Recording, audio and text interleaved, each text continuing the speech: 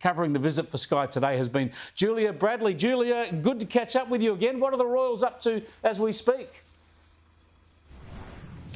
Well, Chris, at the moment, their Majesties are at the National Botanic Gardens here in Canberra, which has the largest collection of Australian flora anywhere in the world. The pair will be touring what's known as the Banksia Gardens, but also Rainforest Gully, which has a selection of flora from all different Australian states. And while they're here, they'll also be planting a tree, meeting with school children, and also Environment Minister Tanya Plibersek. Now, this event this afternoon really is in line with the His Majesty's priorities. We've seen him speak a lot today about the environment, conservation and climate change, particularly in that address that he gave, that official reception at Parliament House. It's been a massive day for the Royals. This is their last event for the day. They've already been at that reception. They visited the CSIRO to learn more about the impact of bushfires. Also the Australian War Memorial this morning, when we saw that very funny clip of King Charles being sneezed on by an alpaca. So a very busy day for both of them.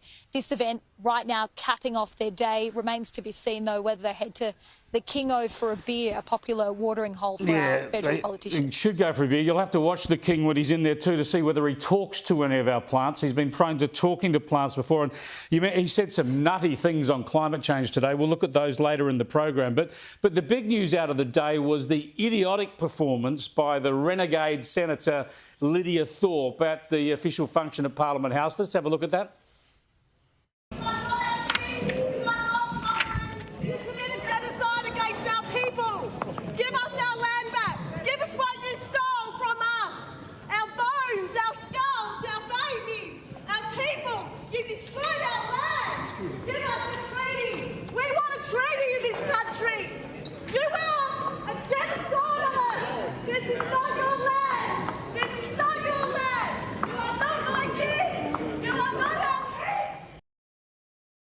Just disgraceful stuff from Lidia Thorpe. That's going to make huge news right around the world. She's a senator. She's sworn allegiance to the crown, and she behaves like that. Surely that's put a sour note on at least the public appearance of this visit, Julia, because I think you and I both know that that's going to get a run, especially in the UK, but probably all around the world.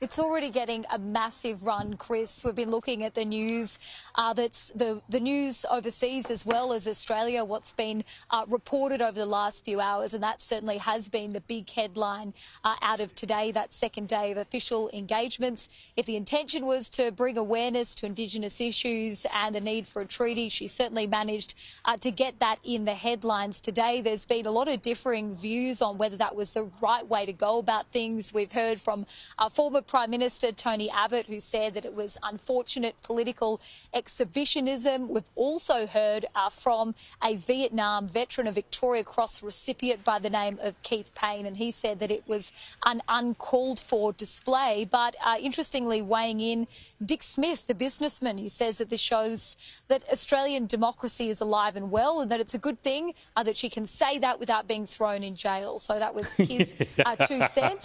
We'll have to wait to see how all this washes up.